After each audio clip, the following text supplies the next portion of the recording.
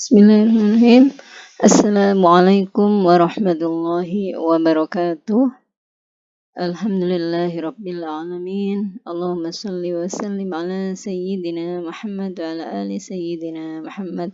Allahumma rabbi shrah li sadri wa yassir li amri wahlul 'uqdatam min lisani yafqahu qawli. Amma ba'du. Alhamdulillah. Adik-adik, gimana kabarnya? Mudah-mudahan kita semua senantiasa dalam keadaan sehat walafiat dalam lindungan Allah Subhanahu wa taala. Amin amin ya rabbal alamin. Pada kesempatan kali ini kita akan belajar tentang metabolisme lipid. Setelah sebelumnya kita belajar tentang metabolisme karbohidrat ya. Lipid ini merupakan salah satu sumber energi yang tersusun atas karbon, hidrogen dan oksigen. Oke, tipe lipid bisa kita bagi menjadi 3, yakni simple fat, kemudian mixed fat, dan natural fat. Ya, simple fat itu berasal dari trigliserida.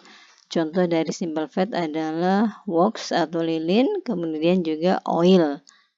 Kemudian mixed fat atau lemak campuran, namanya juga campuran ya. Jadi tersusun atas lipid dan non-lipid.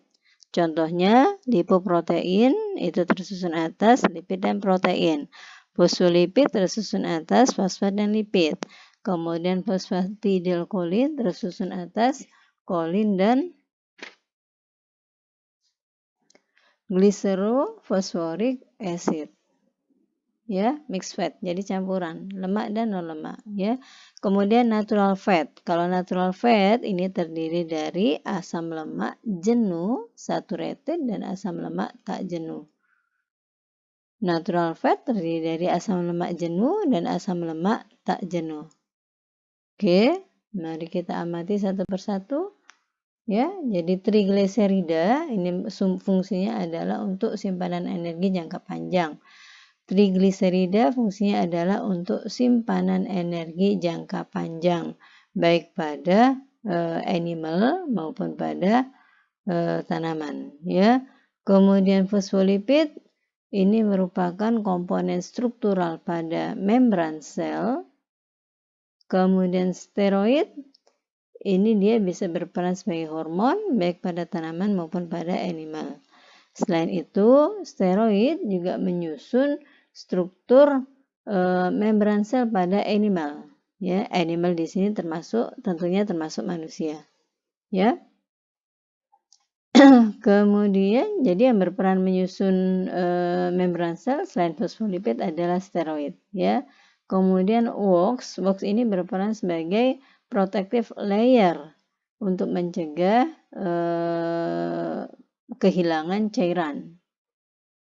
Ya, wax ini berperan sebagai protective layer pada kulit untuk mencegah kehilangan cairan. Ya, kalau pada tanaman itu terdapat pada daun, ya, kalau pada hewan terdapat pada kulit. Kemudian karotenoid. Karotenoid ini merupakan pigmen aksesori yang berfungsi untuk menyerap cahaya pada tanaman.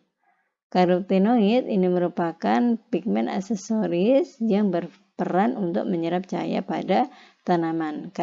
Karotenoid ini berperan pada proses fotosintesis. Ya. Kemudian glikolipid, namanya glikolipid berarti kompleks yang tersusun atas glukosa atau karbohidrat dan lipid. Fungsi dari glikolipid ini apa? Bisa berperan sebagai reseptor sel atau molekul untuk rekognisi sel. Rekognisi mengingat ya, mengenal ya, mengenal benda asing ya. Glikolipid dia bisa berperan sebagai reseptor atau molekul rekognisi sel. Oke, saya ulang. Tipe lipid yang berperan untuk simpanan energi jangka panjang adalah trigliserida yang berperan untuk menyusun komponen struktur dari membran sel, fosfolipid dan steroid. Kemudian yang berperan sebagai protective layer pada kulit atau pada daun itu adalah wax. Kemudian yang berperan pada proses fotosintesis adalah karotenoid. Kemudian yang berperan sebagai reseptor atau rekognisi sel itu adalah glikolipid. Oke, berikutnya adalah tipe lipid yang lain adalah natural fat. Tadi disebutkan bahwa natural fat terdiri dari saturated dan unsaturated fatty acid. Saturated asam lemak jenuh dan unsaturated asam lemak tak jenuh. Ya. Saturated fatty acid ini merupakan jenis asam lemak yang non-esensial. Apa artinya non-esensial? Dapat disintesis oleh tubuh sendiri. Ya, nah pada suhu ruangan asam lemak jenuh ini berbentuk solid atau padat, tidak punya ikatan rangkap, dan saturated fatty acid ini bisa diperoleh dari sumber hewani. Contohnya adalah mentega. Oke. Berikutnya yang unsaturated atau asam lemak tak jenuh. Asam lemak tak jenuh ini merupakan asam lemak esensial. Artinya apa? Dia tidak bisa disintesis oleh tubuh sendiri, karena itu harus diperoleh dari konsumsi, ya, harus diperoleh dari diet atau makanan yang kita makan, ya. Kemudian sebaliknya, kalau asam lemak tak jenuh ini dia pada suhu ruangan itu dia berbentuk liquid atau cair. Ya, memiliki ikatan rangkap kalau yang tak jenuh itu. Oke. Kemudian bisa diperoleh dari sumber nabati. Contohnya adalah minyak untuk memasak, itu termasuk dalam unsaturated fatty acid. Nah, tapi ingat bahwa minyak untuk memasak ini apakah dia selamanya bersifat sebagai asam lemak tak jenuh? Tidak, ya. Sebelum dia dipakai, memang minyak ini dia bersifat tak jenuh. Tetapi begitu mengalami atau terkena proses pemanasan, maka minyak goreng, ya, yang kita pakai untuk memasak, yang awalnya itu asam lemaknya tak jenuh menjadi jenuh. Oke, mana yang lebih berbahaya, asam lemak jenuh atau asam lemak tak jenuh? Yang lebih berbahaya adalah asam lemak jenuh. Dia tidak punya ikatan rangkap, karena itu dia masih memungkinkan asam lemak ini untuk mengikat atom-atom yang lain. Sementara unsaturated yang tak jenuh, dia sudah memiliki ikatan rangkap, jadi tidak bisa mengikat molekul lain. Oke, yang lebih aman tak jenuh, yang lebih berbahaya adalah asam lemak jenuh, ya. Oke, ya ini gambaran asam lemak jenuh dan asam lemak tak jenuh. Kalau asam lemak jenuh, ya yang terutama diperoleh dari sumber hewani, ya, ini ya, daging, kemudian mentega.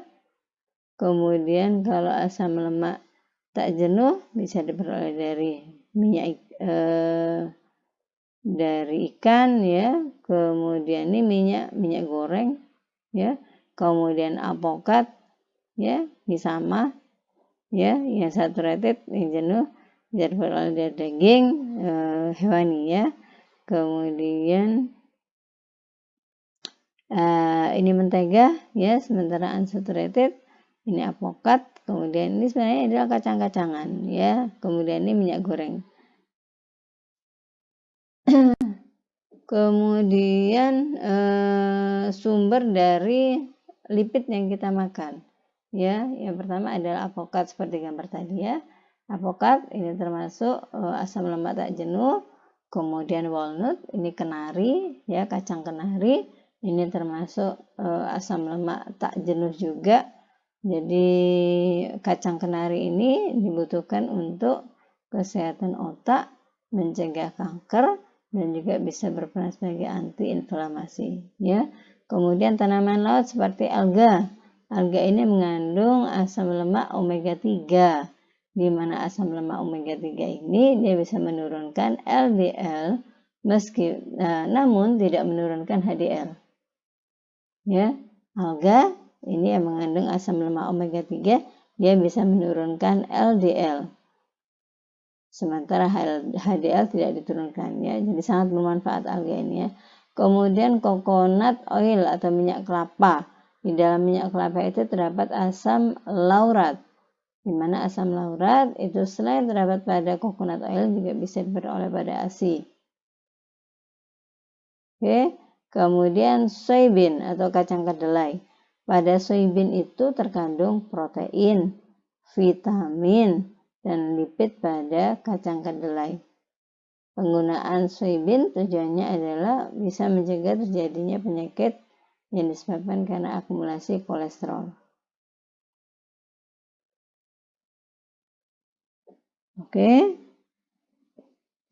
Jadi tanaman alga ingat-ingat dia bisa menurunkan LDL tetapi tidak menurunkan HDL ya, mengandung asam lemak omega 3.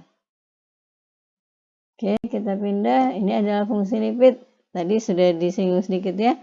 Jadi untuk simpanan energi jangka panjang yang dilakukan oleh trigliserida, kemudian berperan sebagai hormon yakni steroid. Ya, contohnya adalah estrogen dan testosteron. Berperan sebagai insulator. Ya, insulator itu untuk menahan suhu.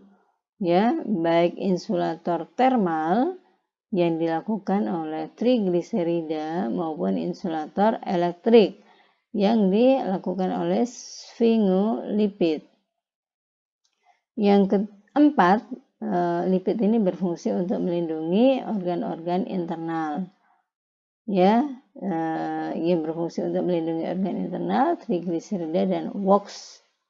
Sehingga tadi WOX ya merupakan lapisan proteksi baik pada animal maupun pada tumbuhan ya. Kalau pada animal terdapat pada kulit, kalau pada tumbuhan terdapat pada daun ya. Kemudian komponen struktural dari membran sel contohnya adalah fosfolipid dan kolesterol.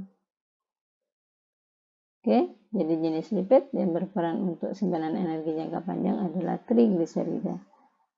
Oke, kita pindah berikutnya adalah lipoprotein. Ingat bahwa lipid itu adalah bahan yang tidak larut dalam air. Karena itu, lipid tidak bisa ditransport atau beredar pada plasma atau darah. Nah, bagaimana caranya agar lipid itu bisa beredar di dalam plasma? Lipid harus dibungkus dengan protein. Nah, lipid yang dibungkus dengan protein ini yang kita kenal sebagai lipoprotein. Oke, lipoprotein ini disintesis di mana? Di liver. Ya, lipoprotein ini disintesis di mana? Di liver. Ya, di mana bahan bakunya adalah plasma kolesterol, kemudian fosfolipid atau trigliserida. Oke, lipid ini biasanya kita kenal ada dua ya. Jadi lipoprotein ini biasanya kita kenal ada dua jenis. Yang pertama adalah yang baik dan yang kedua adalah yang jahat. Yang baik adalah HDL, yang jahat adalah LDL. Kalau HDL selain disintesis di liver, dia juga disintesis di epithel intestine. Ya, lipoprotein ini fungsinya adalah transport lipid di dalam darah. Ya, membantu transport lipid di dalam darah. Karena lipid tidak larut air sehingga dia tidak bisa beredar di sirkulasi, karena itu harus ada yang membawa bahan yang larut air. Siapa itu? Protein. Lipid yang dibungkus oleh protein itu kita sebut sebagai lipoprotein. Oke, tipe lipoprotein ini ada 4 ya, mulai dari very low density lipoprotein atau VLDL ya. Pada VLDL ini trigliseridanya masih banyak, tapi kolesterol dan fosfolipidnya moderate ya. Kemudian VLDL akan berkembang mengalami konversi menjadi IDL. IDL adalah intermediate density lipoprotein. Pada IDL trigliseridanya mulai turun ya, tetapi kolesterol dan fosfolipidnya masih ada. Oke. Kemudian IDL ini akan mengalami konversi menjadi LDL, di mana pada LDL ini hampir tidak ada trigliserida, tetapi kolesterolnya yang tinggi, fosfolipidnya jumlahnya moderate. Ya, kemudian LDL akan mengalami konversi menjadi HDL. Pada HDL ini high protein, kolesterolnya rendah dan fosfolipidnya sudah rendah. Ya, dan ukurannya HDL ini merupakan lipoprotein dengan ukuran yang paling kecil. Coba kenapa? Karena tidak ada trigliseridanya, kolesterolnya rendah, kemudian fosfolipidnya juga rendah. Ya, karena itu kenapa HDL ini disebut sebagai lemak baik, karena kadar kolesterol rendah, fosfolipid rendah. LDL kadar kolesterol tinggi, fosfolipidnya masih moderate. Oke, nah ini adalah mekanisme pembentukan atau sintesis dari lipoprotein. Lipoprotein bahan bakunya apa? Lipid dan protein ya. Nah, lipid ini diperoleh dari mana? Lipid yang kita konsumsi. Oke, masih ingat ya sistem pencernaan? Ya, jadi makanan yang kita konsumsi pertama kali dicerna di rongga mulut, gitu ya, oleh enzim yang terdapat pada rongga mulut. Yang paling banyak adalah yang terdapat pada rongga mulut adalah enzim alfa amilase, ya. Alfa amilase dia memecah karbohidrat. Apakah ada enzim lipase pada rongga mulut untuk memecah lipid? Hampir tidak ditemukan enzim lipase pada rongga mulut, atau kalaupun ditemukan hanya sedikit sekali, ya. Karena itu kemudian lemak terus masuk ke dalam faring, dari rongga mulut ke faring, gitu ya. Dari faring menuju ke mana? Ke esofagus, ya. Dari esofagus menuju ke mana? Gaster. Dari gaster menuju ke intestin. Intestin itu mulai dari duodenum, ileum, ileum, ya. Oke, begitu dia masuk intestin, maka lipid ini ya akan ditangkap oleh empedu. Empedu siapa yang menghasilkan? Liver. Lipid yang ditangkap oleh empedu ini akan mengalami proses emulsi. Ya. Jadi bergabungnya lipid yang diselimuti oleh empedu ini merupakan akan membentuk emulsi. Oke, nah kemudian emulsi lipid ini dengan bantuan enzim lipase itu akan dicerna. Dicerna menjadi apa? Free fatty acid atau monogliserida dan empedu dan garam empedu ya. Garam empedunya dilepaskan lagi ya, ada lipase, kemudian free fatty acid atau monogliserida dengan empedu. Oke. Selanjutnya free fatty acid atau monogliserida ini akan dikonversi menjadi micelle. Free fatty acid atau monogliserida ini akan dikonversi menjadi micelle. Kemudian setelah terbentuk micelle, sebelum dia masuk ke sel enterosit, ya, sel enterosit, maka dia harus melepaskan garam empedunya dulu, ya, sehingga masuk. Nah, micelle yang masuk ke dalam sel epitel enterosit ini adalah trigliserida. Oke, kemudian di dalam sel enterosit, trigliserida ini ditangkap oleh protein. Nah, ikatan antara trigliserida dengan protein itu disebut sebagai kilomikron. Ya, kilomikron ini terbentuknya pada sel enterosit. Sel enterosit intestin.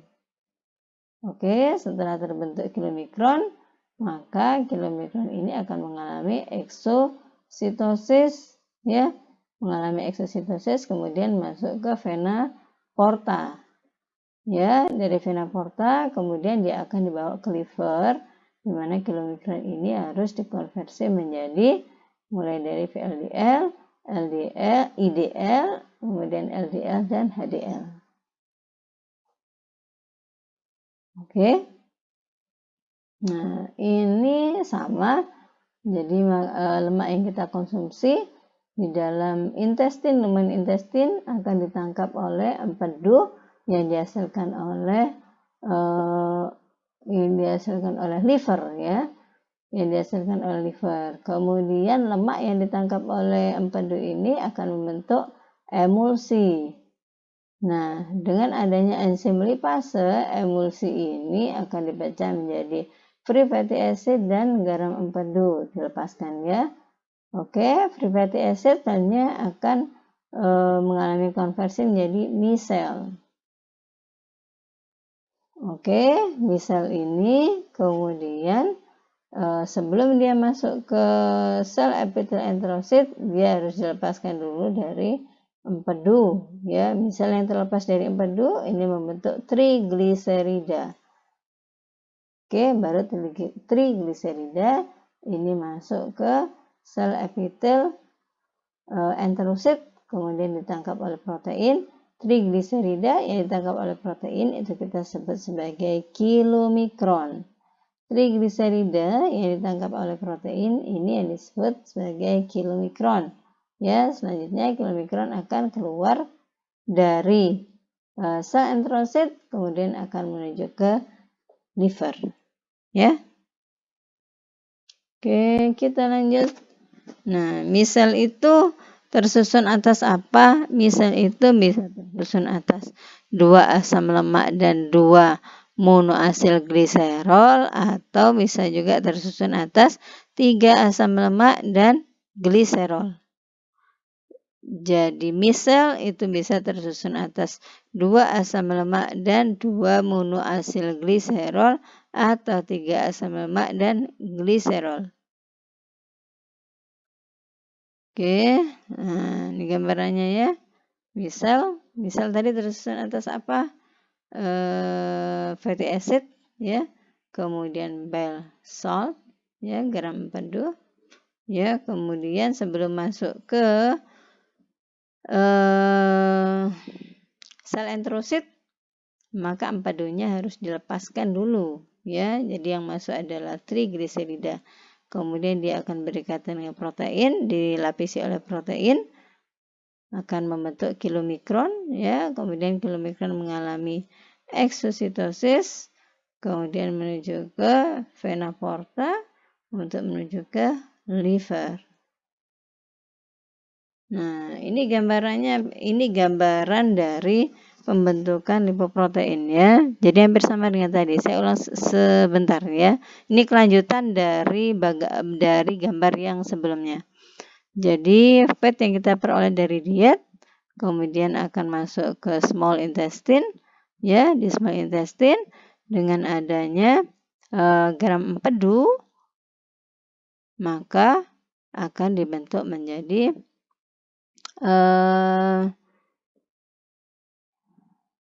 misel, ya. Nah, kemudian misel ini sebelum masuk ke sel enterosit di dalam intestin, maka dia harus melepaskan empedu dulu, ya. Setelah dia melepaskan empedu, kemudian baru dia masuk ke sel enterosit, kemudian dalam bentuk trigliserida, kemudian trigliserida ini akan coating, akan dilapisi oleh protein. Ini yang disebut sebagai kilomikron.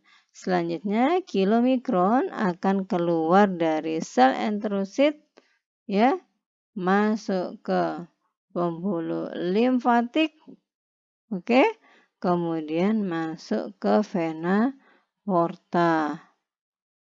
Oke, ya, kilomikron yang berada pada vena porta selanjutnya akan mengalami proses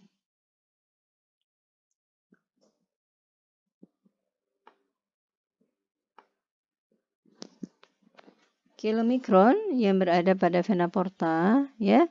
ini selanjutnya akan mengalami proses hidrolisis ya dengan bantuan dari enzim lipoprotein lipase yang dihasilkan oleh pankreas. Oke, jadi kilomikron itu akan mengalami hidrolisis atau reduksi menjadi VLDL.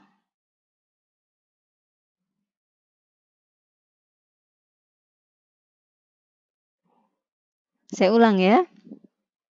Jadi kilomikron yang sebelumnya sudah terbentuk pada sel enterosit itu akan mengalami eksositosis ya melalui pembuluh limfatik kemudian masuk ke aliran darah.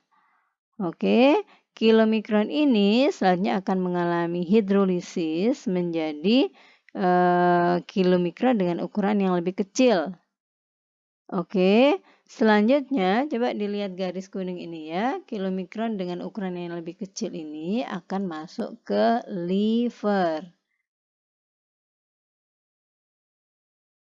Oke, di liver ya, di liver maka kilomikron ini akan mengalami proses hidrolisis lagi menjadi bentuk VLDL. Ini terjadinya di liver ya. Proses ini terjadi pada liver. Jadi kilomikron ini akan dibawa masuk ke dalam liver. Kemudian di liver apa yang terjadi? Kilomikron akan diubah menjadi VLDL. Selanjutnya VLDL akan dikonversi menjadi IDL. Kemudian IDL akan dikonversi menjadi LDL.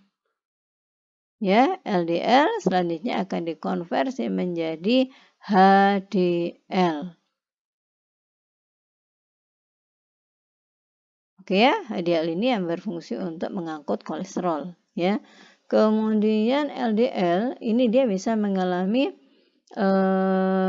keluar gitu ya. LDL ini keluar dari pembuluh darah, dia bisa masuk ke mengalami endositosis pada sel otot. Ya, karena terdapat reseptor LDL pada sel otot. Begitu masuk ke dalam sel otot, maka LDL ini bisa mengalami proses pemecahan. Menjadi apa saja? Kan ada proteinnya, berarti menjadi asam amino. Kan ada lipidnya, berarti menjadi asam lemak. Kemudian free kolesterol atau kolesterol ester. Oke. Nah, sebelum dia mengalami pemecahan, jadi LDL yang masuk, dia akan bergabung dengan lisosum, ya. Ini ada endosom, dia akan bergabung mengalami fusi dengan lisosum, ya. Setelah dia mengalami fusi dengan lisosum, baru dia mengalami proses pemecahan. Jadi asam amino, asam lemak, free kolesterol, kemudian juga kolesterol ester. Oke ya, jadi paham ya, saya ulang ya. Jadi bagaimana lipoprotein itu bisa terbentuk mulai dari diet yang kita makan ya, lipid kemudian masuk ke lumen intestin, di lumen intestin kemudian dia akan ditangkap oleh empedu. Setelah ditangkap oleh empedu, dia akan membentuk misel ya, di mana misel ini terdiri dari garam empedu dan fatty acid gliserol gitu ya. Kemudian sebelum masuk ke sel enterosit, maka misal harus dilepaskan dari garam empedu ya, yang masuk adalah trigliserida. Kemudian trigliserida dibungkus oleh protein, trigliserida yang dibungkus oleh protein ini membentuk kilomikron. Selanjutnya kilomikron akan mengalami eksositosis ya, keluar masuk ke pembuluh limfatik, dari pembuluh limfatik menuju ke vena porta. Dari vena porta, kilomikron ini akan dibawa ke liver. Ya, di liver, kilomikron ini akan diubah menjadi VLDL. Selanjutnya VLDL diubah menjadi IDL, kemudian IDL diubah menjadi LDL, dan LDL diubah menjadi HDL. HDL ini yang nantinya berfungsi untuk membawa kolesterol keluar dari pembuluh darah. Sementara LDL dia bisa mengalami eksositosis, keluar dari pembuluh darah, kemudian menuju ke sel otot. Mengapa? Karena ada reseptor LDL pada sel otot. Setelah masuk endositosis pada sel otot, maka dia akan mengalami fusi dengan lisosom. Setelah mengalami fusi dengan lisosom, maka LDL ini akan dipecah menjadi asam amino, asam lemak, free kolesterol, dan kolesterol ester. Jadi yang bisa memecah LDL adalah LDL bisa dipecah pada sel otot. Ya, LDL bisa dipecah pada sel otot. Karena itu, mengapa pada saat orang melakukan exercise, ya, sel ototnya lebih aktif, maka lebih banyak LDL yang dipecah. Oke, karena itu kenapa dikatakan exercise itu bisa menurunkan kadar LDL. Karena exercise bisa mengaktifkan otot untuk memecah LDL. Ya. Selanjutnya, nah ini adalah gambaran dari kilomikron, yakni bahan baku dari lipoprotein. Ya, ini lipoprotein dengan ukuran paling besar adalah VLDL, lipoprotein dengan ukuran paling kecil adalah HDL. Ini lipoprotein yang sehat, yang baik. Ya, oke, kalau yang sebelum HDL ini adalah jahat semuanya ya, terutama LDL. Oke. Nah, ini gambaran dari beda kenapa LDL itu disebut sebagai lemak jahat, karena LDL itu cenderung menempel pada dinding pembuluh darah. Sebaliknya HDL itu disebut sebagai lemak baik karena HDL ini mendorong kolesterol untuk keluar dari pembuluh darah agar tidak menempel pada dinding pembuluh darah. Oke, kalau LDL dia senangnya menempel pada dinding pembuluh darah. Kalau HDL dia mendorong kolesterol untuk tidak menempel pada dinding pembuluh darah. Nah, ini gambarannya. Total kolesterol itu tersusun atas LDL, HDL, dan trigliserida. Oke, LDL, lipid proteinnya lebih banyak ya, kolesterolnya rendah, fosfolipidnya rendah. Salah. LDL ini kolesterolnya yang paling tinggi ya, lipidnya tinggi, proteinnya rendah ya. Kolesterolnya paling tinggi, kemudian sebaliknya kalau pada HDL. Kalau HDL itu lipidnya rendah, kolesterol rendah, kemudian proteinnya yang tinggi ya. Nah, ini beberapa hormon yang terlibat pada metabolisme lemak, epinefrin dan norepinefrin. Efek dari epinefrin dan norepinefrin ini bisa meningkatkan metabolisme dari trigliserida sehingga mobilisasi asam lemak bisa meningkat. Kemudian kortikotropin dan glukokortikoid ini merupakan hormon yang sensitif terhadap trigliserida juga. Kemudian growth hormone. Growth hormone ini sama sensitif terhadap trigliserida lipase. Jadi bisa meningkatkan aktivitas dari trigliserida lipase sehingga bisa memecah trigliserida maksudnya. Kemudian tiroid. Tiroid ini bisa meningkatkan mobilisasi asam lemak sehingga metabolisme energi meningkat. Ya.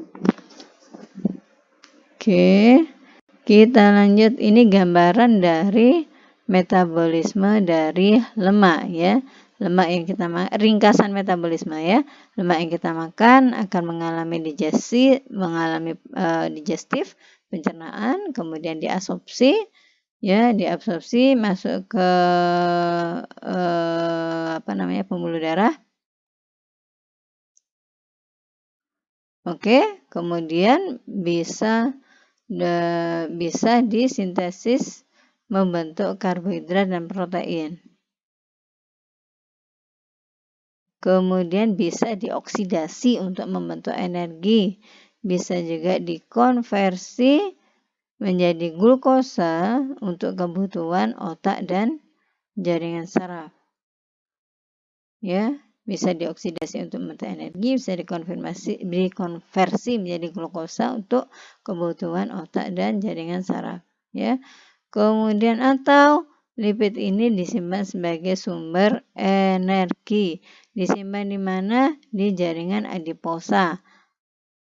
Oke, dan jaringan adiposa ini bisa berperan sebagai insulator tubuh, kemudian mendukung organ-organ internal, kemudian juga menghasilkan panas.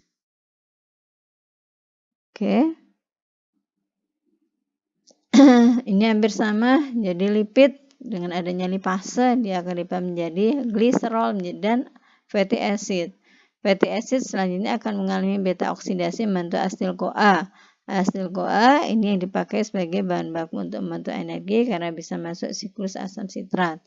Gliserol akan dikonversi menjadi dihidroksiaston fosfat, kemudian mengalami konversi lagi menjadi gliseraldehid, 3-fosfat, melalui proses glikolisis itu akan membentuk asam pirufat. Selanjutnya asam pirufat akan diubah menjadi asetil-CoA, kemudian masuk siklus Krebs untuk membentuk energi.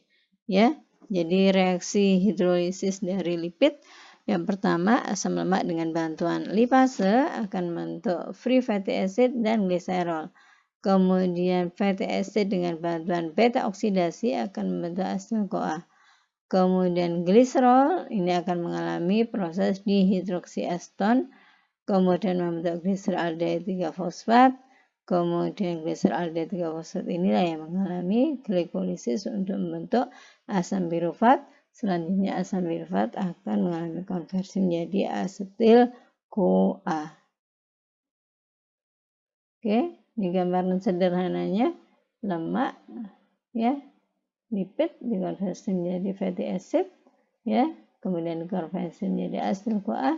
Dari asetil-CoA baru masuk ke daur Krebs. Oke, berikutnya adalah kita sudah belajar fisiologi lipid metabolisme. Sekarang kita belajar tentang disorder yang terdapat pada metabolisme lipid. Ada beberapa, tapi yang perlu kita bahas hanya 2 saja ya. Yang lainnya silakan Anda membaca sendiri ya. Yang pertama adalah aterosklerosis dan yang kedua adalah obesitas. Disorder lipid metabolisme yang akan kita pelajari hanya 2, aterosklerosis dan obesitas ya. Yang pertama adalah aterosklerosis. Aterosklerosis disebut juga arteriosklerosis atau disebut juga aterosklerosis. Ya, apa artinya? Mengapa disebut arteriosklerosis? Karena terjadi kaku dan penyempitan ya.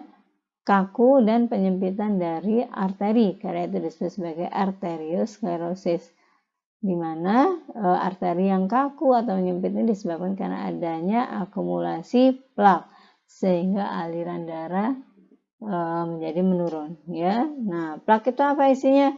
Plak itu isinya adalah lemak, kolesterol, kalsium dan bahan-bahan lain yang bisa ditemukan di dalam darah. Apa penyebab dari aterosklerosis? Sebenarnya penyebabnya sampai sekarang tidak diketahui, tetapi ada beberapa faktor resiko yang bisa menyebabkan terjadinya aterosklerosis. Apa saja? Kadar kolesterol yang tinggi, kemudian tekanan darah tinggi, kemudian diabetes mellitus, merokok, kemudian obesitas, kemudian family history, dan unhealthy diet. Unhealthy diet, diet tinggi karbohidrat, kemudian diet tinggi kalori, ya itu merupakan unhealthy diet.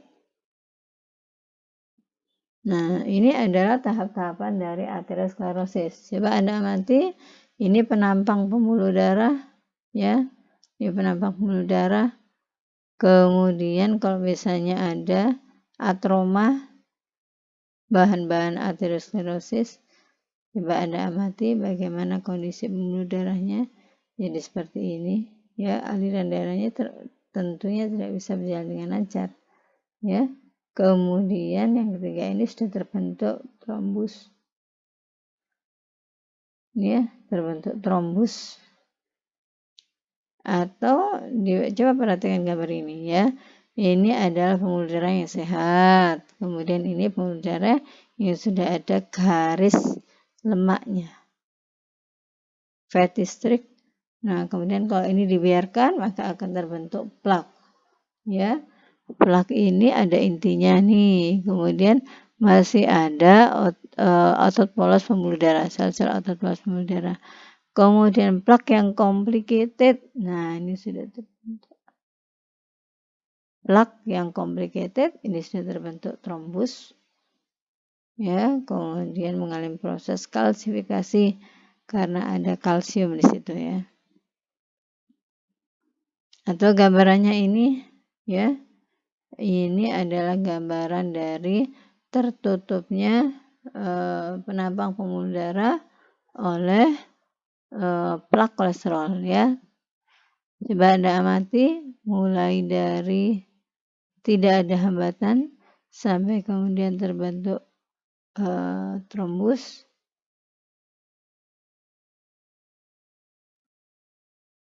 ya. Jadi diamati penampang pembuluh darahnya menjadi menyempit. Karena penampang pembuluh darahnya menyempit, maka otomatis aliran darah menjadi tidak lancar. Ya, nah gejala dari aterosklerosis ini jarang sekali ditemukan pada kelahiran, ya. Gejala aterosklerosis jarang sekali terjadi pada bayi, ya.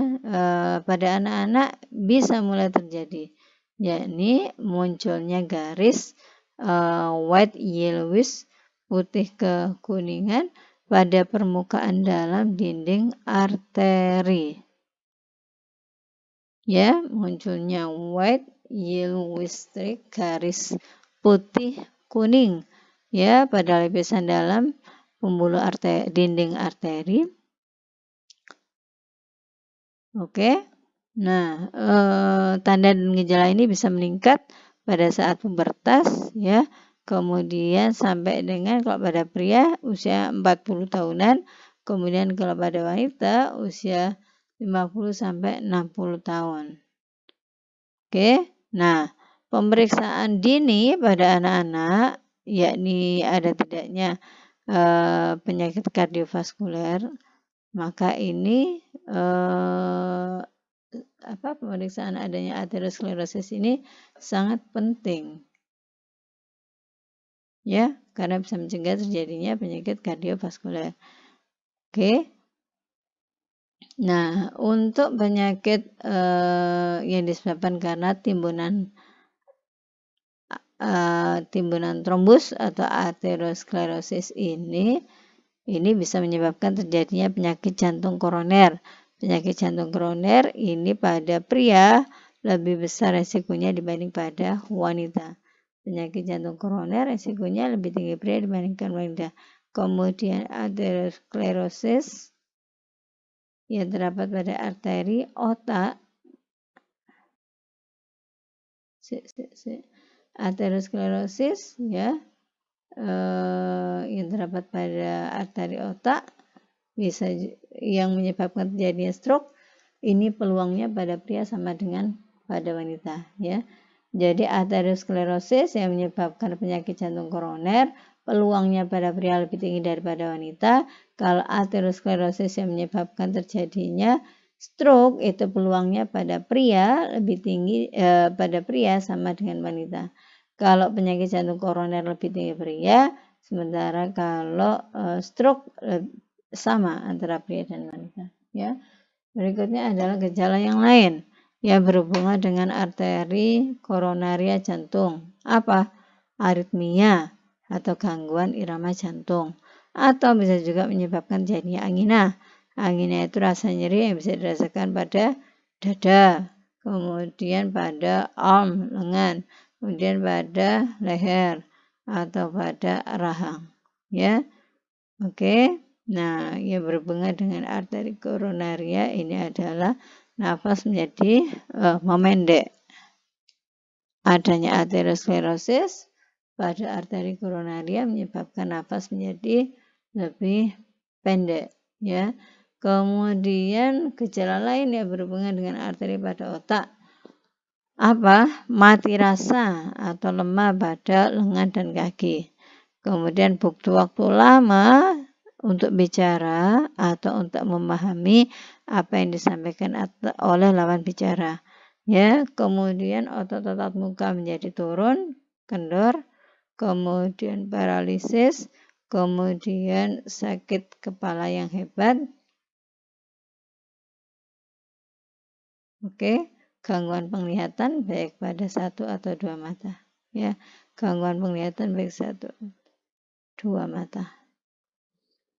Oke, kemudian kalau gejala yang terjadi pada arteri pada arm, leg, dan pelvis, pada leg bisa menimbulkan pain sehingga sulit mengalami kesulitan pada saat berjalan karena ada rasa nyeri, ya. Kemudian bisa juga mengalami numbness atau mati rasa. Oke, kemudian gejala yang terdapat pada arteri ginjal, ya, bisa menyebabkan terjadinya peningkatan tekanan darah atau tekanan darah tinggi, ya, bisa juga menyebabkan terjadinya gagal ginjal. Jadi kalau aterosklerosnya itu terdapat pada pembuluh darah yang menuju ginjal, bisa menyebabkan peningkatan tekanan darah, bisa juga lama-lama terjadi gagal ginjal. Oke, bagaimana cara mendiagnosis seseorang itu mengalami atau memiliki aterosklerosis atau tidak? Yang pertama adalah pemeriksaan fisik. Pemeriksaan fisik, arterinya dicek sehat atau tidak. Bagaimana caranya? Mendeteksi denyut nadi. Ya, kemudian angiogram. Angiogram ini adalah dengan menggunakan kontras yang dimasukkan ke arteri, bisa diketahui, bisa nampak pada X-ray, ya. Kemudian Ankle Brachial Index. Tes ini adalah untuk membandingkan tekanan darah pada kaki dan lengan, ya. Ankle Brachial Index, tes untuk membandingkan tekanan darah pada kaki dan lengan. Oke. Kemudian tes darah untuk mengetahui adanya kadar kolesterol yang tinggi dalam darah. Kemudian chest X-ray, namanya chest X-ray, jadi untuk mengecek tanda-tanda dari heart failure, untuk melihat tanda-tanda dari heart failure. Kemudian ya, kemudian pemeriksaan berikutnya adalah CT scan. Nah, CT scan ini bisa dilakukan untuk mengetahui arteri yang mengalami kaku dan menyempit, ya. Kemudian ECG, elektrokardiografi, untuk merekod aktivitas elektrik pada jantung. Kemudian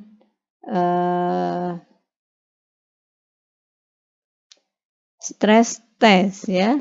Stress test bisa dilakukan dengan cara pasien disuruh melakukan exercise, kemudian dilihat denyut jantung, kemudian tekanan darah, dan breathing atau pernafasan. Jadi untuk menegakkan diagnosis aterosklerosis, yang pertama dilakukan pemeriksaan fisik arteri, ya, denyut nadi, kemudian angiogram ini dengan menggunakan kontras yang dimasukkan dalam arteri sehingga nampak pada X-ray. Kemudian Ankle Brachial Index untuk membandingkan tekanan darah pada leg dan arm. Kemudian chest X-ray, ya, X-ray dilakukan pada dada, ya. Kemudian CT scan atau magnetic resonance angiografi. Ini adalah untuk mengetahui arteri-arteri yang melebal dan menyempit. Kemudian ECG pasti untuk merekod aktivitas elektrik jantung. Kemudian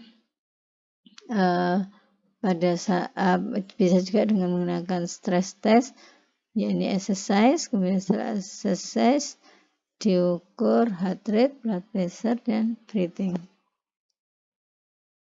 Kemudian komplikasi dari aterosklerosis apa saja? Heart disease, heart attack, heart failure, kemudian peripheral artery disease, kidney failure, gagal ginjal, aneurism ini adalah tonjolan yang terdapat pada dinding arteri, ya. Aneurism, tonjolan yang terdapat pada dinding arteri. Tonjolan ini sifatnya lemah, karena itu bisa ruptur dan menyebabkan terjadinya internal bleeding, ya. Kemudian stroke, kemudian irregular heart rhythm dan palpitasi maksudnya adalah aritmia, ya, jantungnya tidak teratur, atau emboli saat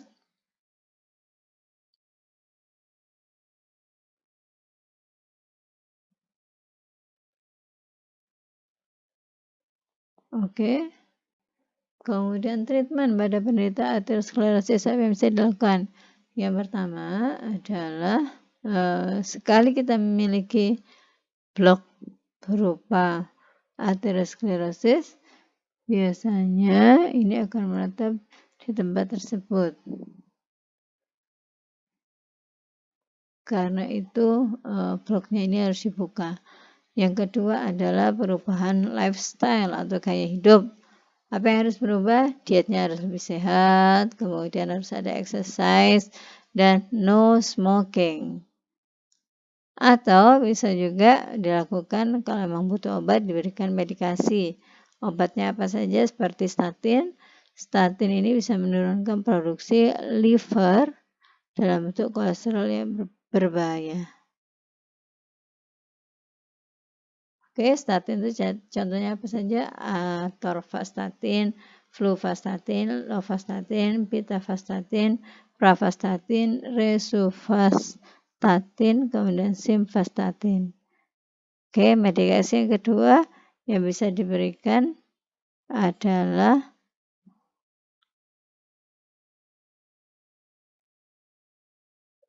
pemberian kolesterol, ya. Kolesterol medikasi tujuannya adalah untuk menurunkan LDL dan meningkatkan HDL. Kemudian fibrinolysis terapi.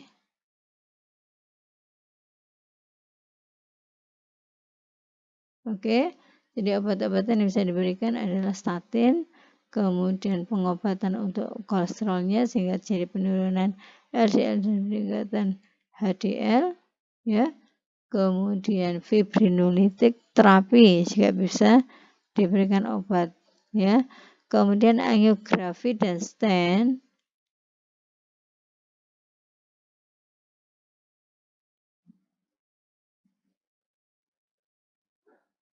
Oke, treatment yang berikutnya, ya, adalah angiografi dan stent. Jadi angiografi dan stent itu dipasang tabung kecil, ya, pada arteri dari lengan dan kaki untuk mengetahui apakah terjadinya disease pada arteri di mana bloknya itu bisa nampak pada X-ray screen, ya. Angioplasti. Nah, angioplasti ini dengan menggunakan kateter, ya. Dengan menggunakan kateter sehingga harapannya dengan stent ini bloknya bisa dibuka, ya.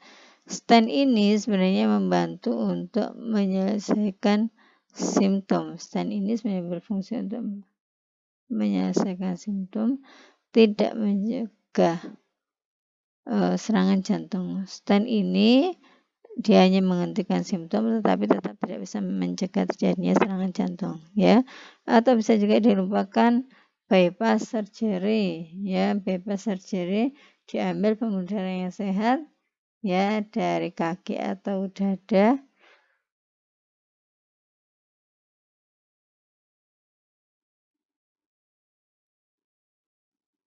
Oke, kemudian endarterektomi. Endarterektomi ini merupakan tindakan yang bertujuan untuk menghilangkan plak pada arteri karotis yang terdapat pada leher. Oke, endarterektomi ditujukan untuk menghilangkan plak pada arteri karotis leher untuk mencegah terjadinya stroke. Kita ketahui bahwa arteri karotis ini terdiri dari dua pembuluh darah besar arteri, ya, arteri karotis yang terdiri dari dua pembuluh besar arteri yang terletak di leher dan mensuplai darah ke otak, ya. Harapannya adalah blood flow kembali lancar. Nah, disorder yang kedua dari lipid adalah obesitas ya. Bedakan antara overweight dan obesitas.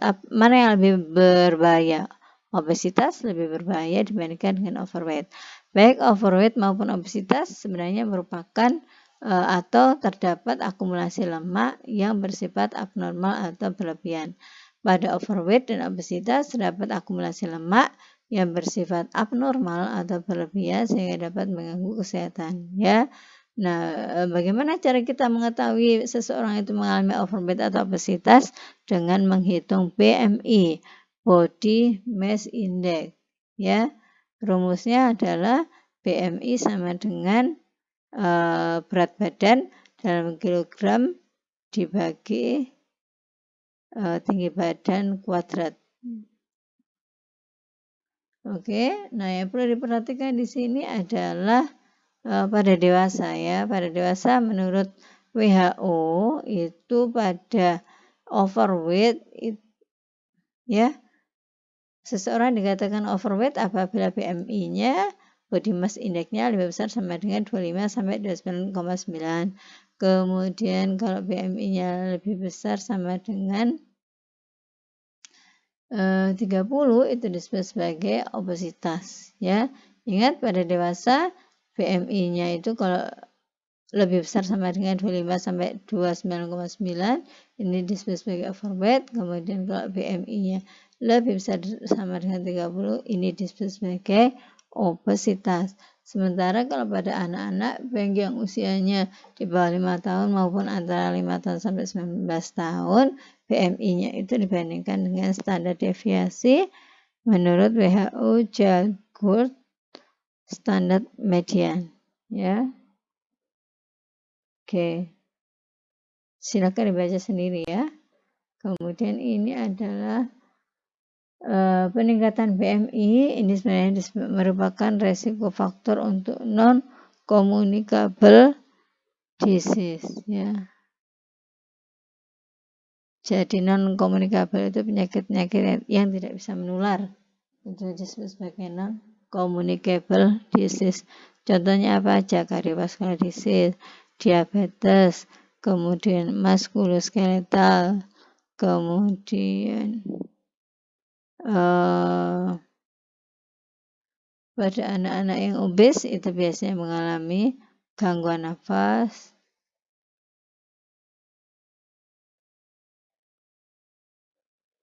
ya. Pada children yang mengalami obes itu bisa mengalami kesulitan bernafas, kemudian meningkatnya resiko fraktur, kemudian hipertensi, kemudian ditemukan adanya ada pada pemeriksaan dengan masker itu diketahui adanya cardiovascular disease, kemudian insulin resisten dan fisiologi efek.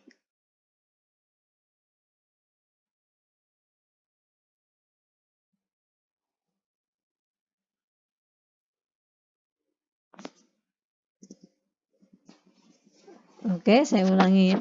Pada anak-anak yang mengalami obesitas itu bisa terjadi gangguan pernafasan, meningkatnya risiko fraktur, kemudian hipertensi, kemudian markernya positif, kemudian resistensi insulin, juga terjadi gangguan psikologis seperti rasa malu.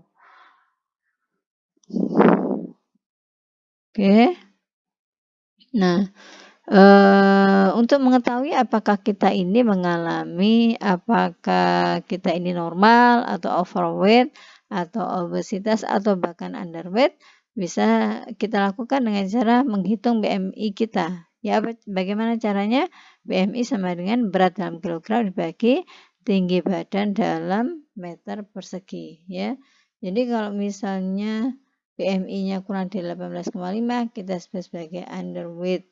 Kemudian kalau antara 18,5 sampai 24,9 kita sebut normal. Kemudian antara 25 sampai 29,9 kita sudah mulai menyebut overweight, boleh. Antara 30 sampai 34,9 itu kita sebut obes. Nah, ini salah nih ya. Kalau misalnya BMI-nya di atas 35, itu kita sebut sebagai extreme obese. Ya, obese yang sangat membahayakan ya. Coba normal berapa? 18,5 sampai 24,9. Ya, di atas normal 25 sampai 29,9. Overweight kemudian 30 sampai 34,9. Obese kurang dari 35, ini adalah obese yang sangat berat ya. Kurang dari lebih dari 35, ini obese yang ekstrim. Kemudian kurang dari 18,5, ini bisa mengalami underweight atau kita sebut underweight ya. Nah, etiologi dari obesitas itu apa? Tentunya adalah intake kalori yang lebih tinggi daripada kalori yang dibakar dalam aktivitas sehari-hari ya. Kemudian tubuh menyimpan kelebihan kalori itu adalah dalam bentuk lemak. Tubuh menyimpan kelebihan kalori adalah dalam bentuk lemak ya. Kemudian pada orang-orang yang obesitas itu memakan kalori sebelum benar-benar merasakan kenyang. Kemudian mudah sekali merasakan lapar.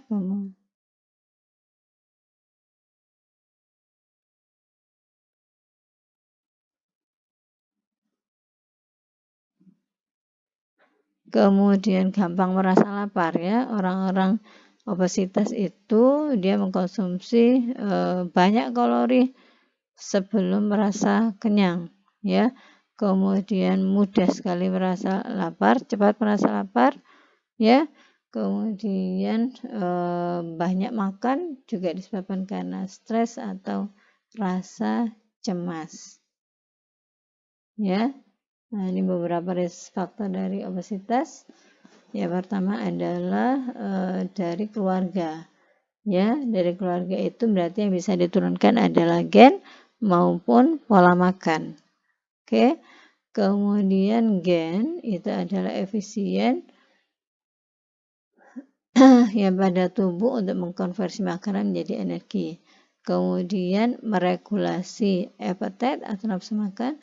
Kemudian bagaimana cara tubuh membakar kalori secara exercise itu juga bersifat genetik, bisa dipengaruhi oleh genetik ya.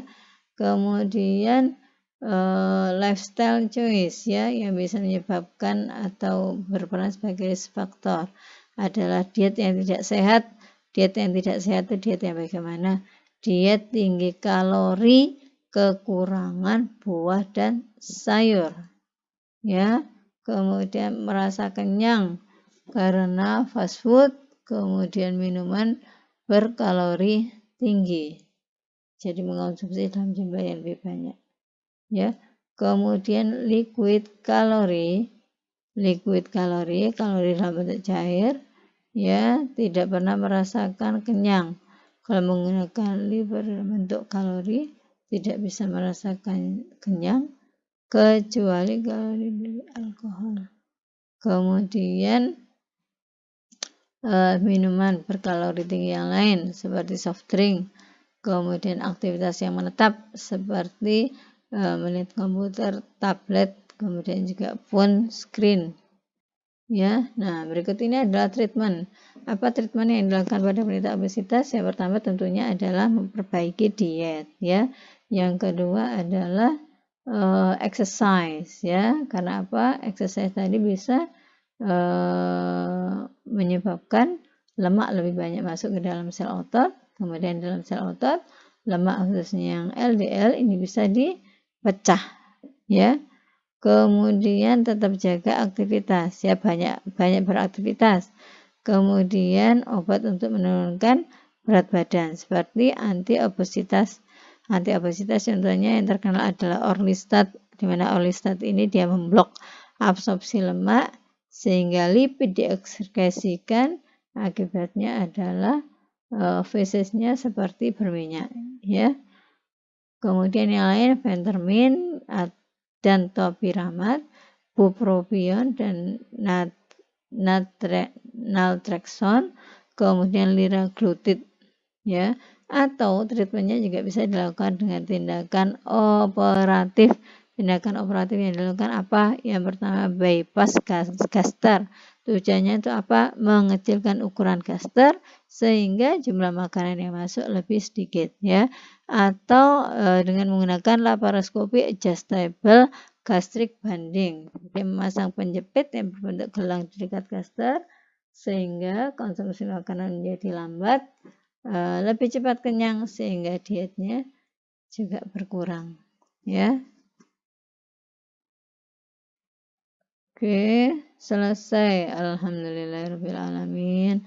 Materi kita tentang metabolisme lipid beserta disordernya selesai.